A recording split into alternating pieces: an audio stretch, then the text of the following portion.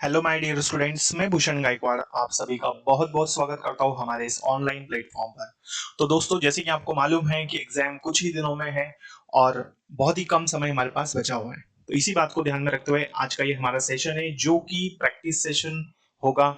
और इस practice session में हम डिस्कस करने वाले हैं प्रीपोजिशन की। जी हाँ। तो प्रीपोजिशन में अधिकतर हमसे कई बार गलतियां हो जाती है, आते हुए क्वेश्चंस भी हम रॉन्ग कर देते हैं। तो चलिए शुरू करते हैं। और आपको देखना है 100% अपनी कोशिश करनी है, जो भी क्वेश्चंस मैं यहाँ पर सॉल्व करवा रहा हूँ आपको भी ट्राई करना है। ठीक है, चलिए। तो आप मुझे कमेंट सेक्शन में आंसर दे सकते हैं। तो शुरू करते हैं हम लोग क्लास को। देखिए, फर्स्ट क्वेश्चन आपके सामने बेटा, she cuts the cake dash a knife. ठीक है। तो बेटा क्या करना है यहाँ पर, क्वेश्चन में चार ऑप्शंस दिए हैं, इन चारों में से कोई एक ऑप्शन यहाँ पर हमें पुट करना है। देखिए, तो she cuts the cake dash a knife. देखो, प्रीपो प्रीपोजिशन में क्या होता है बेटा, काफी सारे प्रीपोजिशंस हैं। ठीक है, और रूल इतने हैं, हमें रूल्स भी पता होने चाहिए। तो रूल्स, ग्रामेटिकल सारे के सारे रूल्स पता होने चाहिए। दूसरी बात, आपका ट्रांसलेशन अच्छा होना चाहिए। और तीसरी बात मोस्ट इंपॉर्टेंट, प्रैक्टिस भी होनी चाहिए। तो यदि आप ये सारी चीजों पर फोकस करते हो तो डेफिनेटली आपके क्वेश्चन सही होंगे। तो चलो शुरू करते हैं, पहला क्वेश्चन सॉल्व करते हैं। She cuts the cake dash a knife. वो केक काटती है ना। फिर लिखा है चाकू। अब वो चाकू के साथ केक काटती, चाकू से केक काटती है, या चाकू के थ्रू केक काटती है।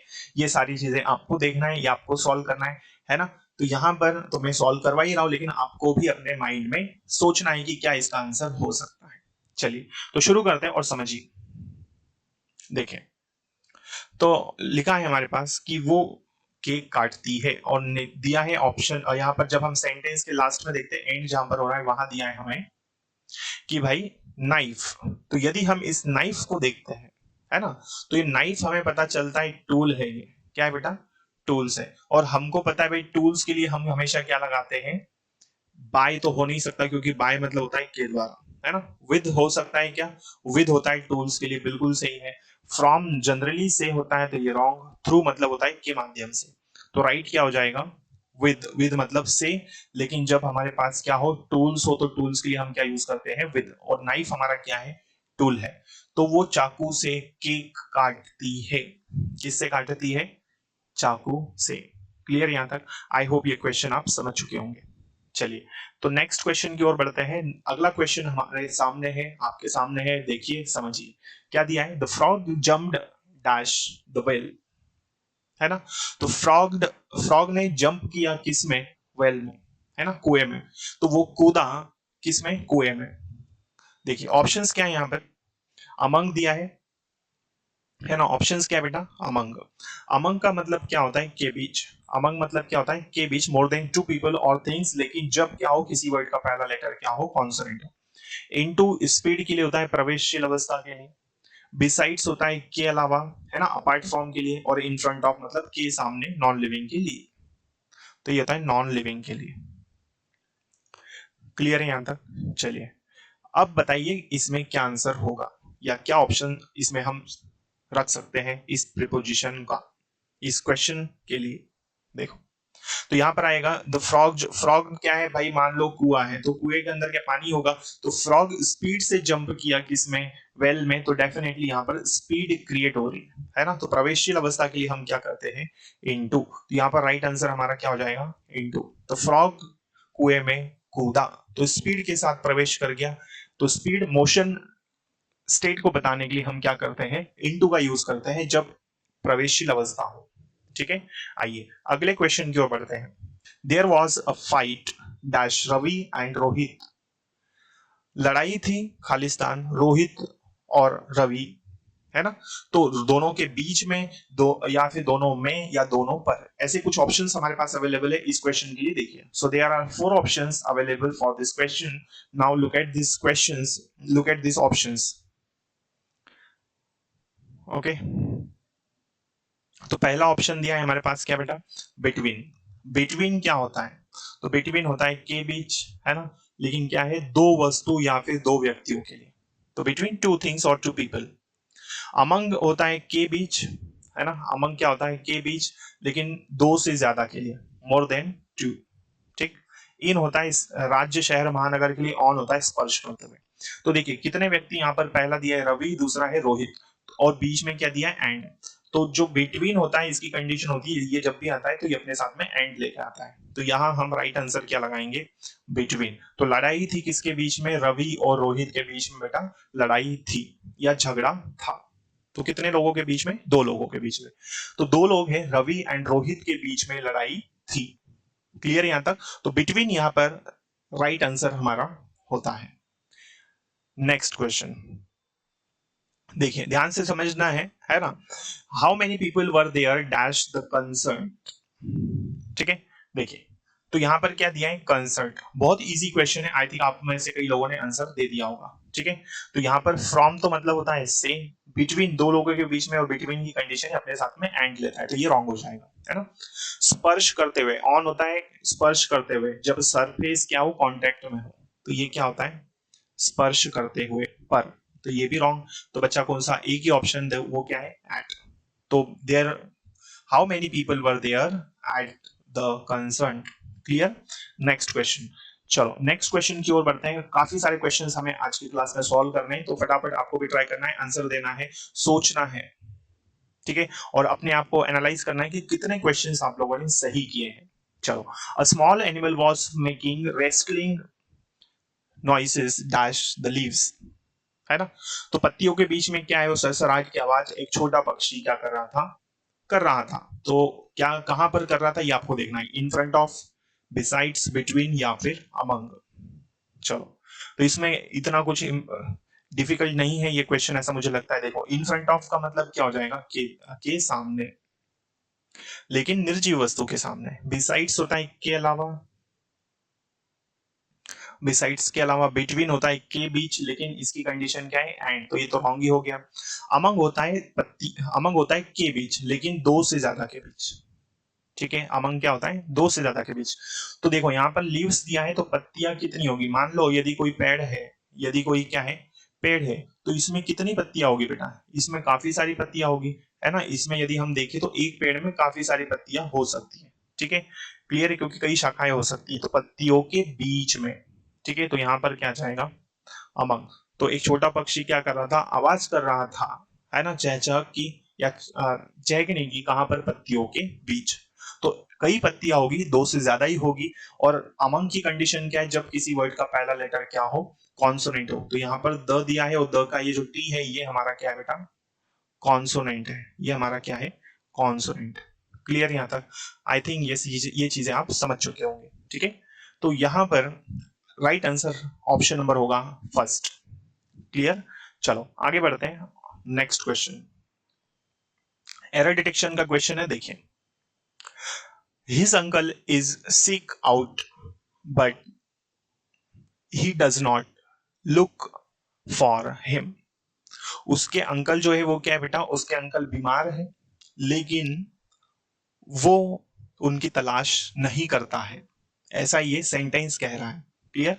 तो his uncle is sick out but he does not look for him.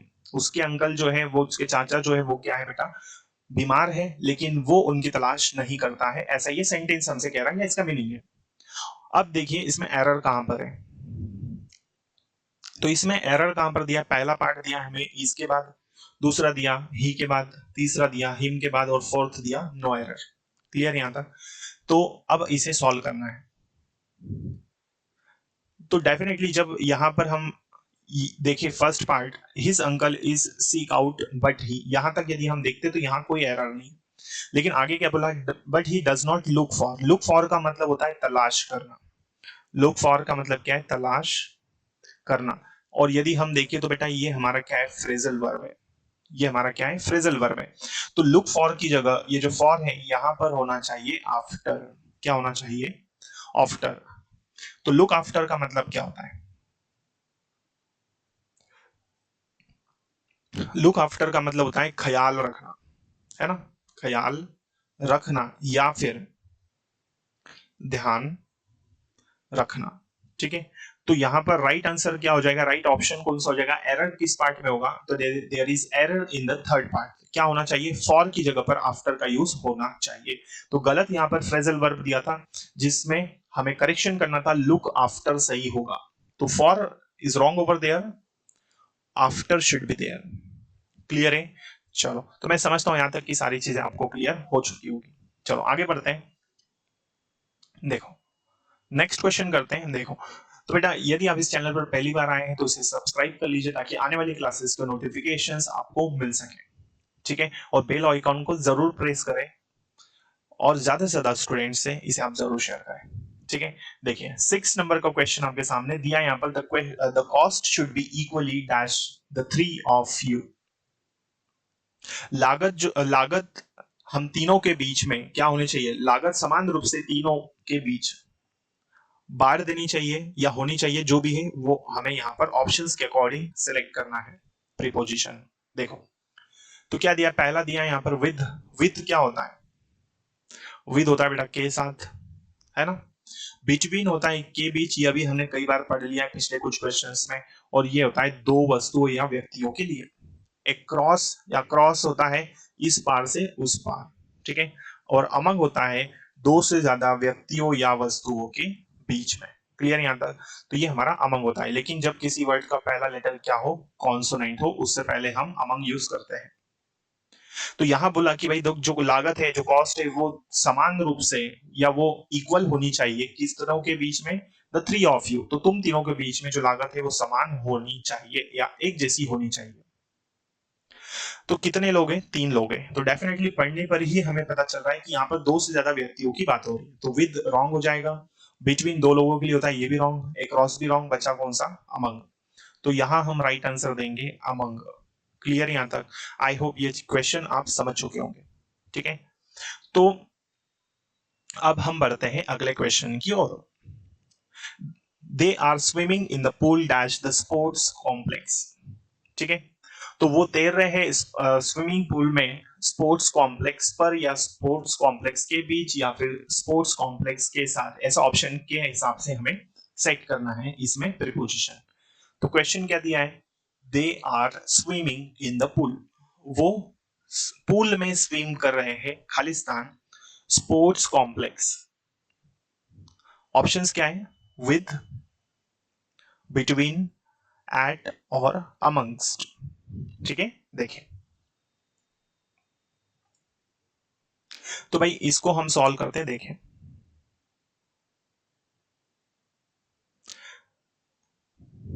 पहला दिया है विद। यदि हम इसको ध्यान से देखें तो यहां हमें लास्ट में दिखाई दे रहा है द स्पोर्ट्स कॉम्प्लेक्स।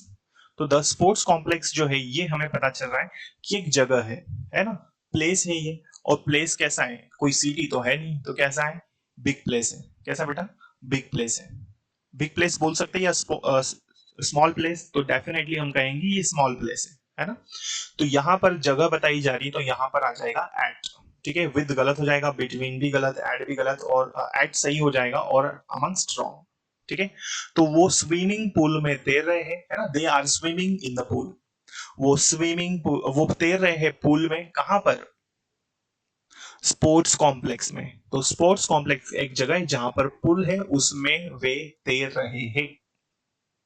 क्लियर है यहां तक? चलो, तो इस तरह से ये हमारा क्वेश्चन हुआ। नेक्स्ट क्वेश्चन की ओर बढ़ते हैं।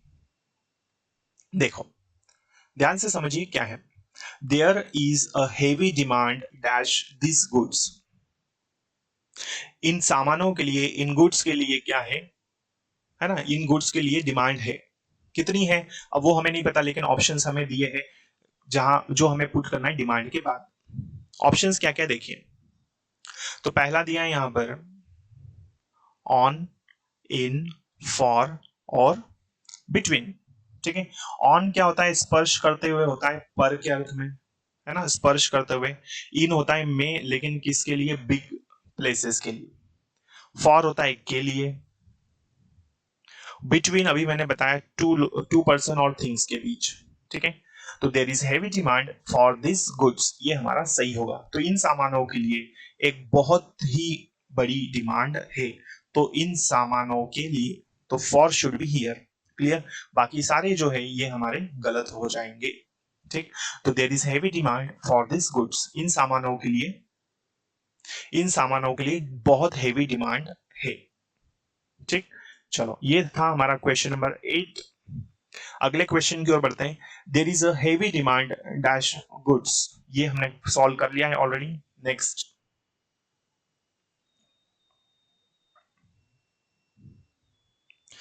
ठीक है, तो ये क्वेश्चन नंबर 10 है। We are pleased to offer it to you dash a discounted price on, over, in और एट। ठीक है, तो ये यहां पर 4 ऑप्शन है इस क्वेश्चन के लिए। तो इस क्वेश्चन का आंसर, या ये क्वेश्चन मैं आप लोगों के लिए छोड़ता हूं, तो इस क्वेश्चन का आंसर आपको मुझे कमेंट सेक्शन में देना है। ठीक है, चलिए, तो ये क्वेश्चन आपको सॉल्व करना है, इसका राइट आंसर आपको मुझे कमेंट सेक्शन में बताना है। मिलते हैं अगली क्लास में, तब तक के लिए जय हिंद जय भारत। यदि आप इस चैनल पर पहली बार आए हैं तो इसे सब्सक्राइब कर लीजिए ताकि आने वाली क्लासेस के नोटिफिकेशंस आपको मिल सके। ठीक है, और ज्यादा से ज्यादा स्टूडेंट्स, जो भी स्टूडेंट्स तैयारी कर रहे हैं एग्जाम के लिए, उनसे आप जरूर शेयर करें लिंक को। थैंक यू सो मच, जय हिंद।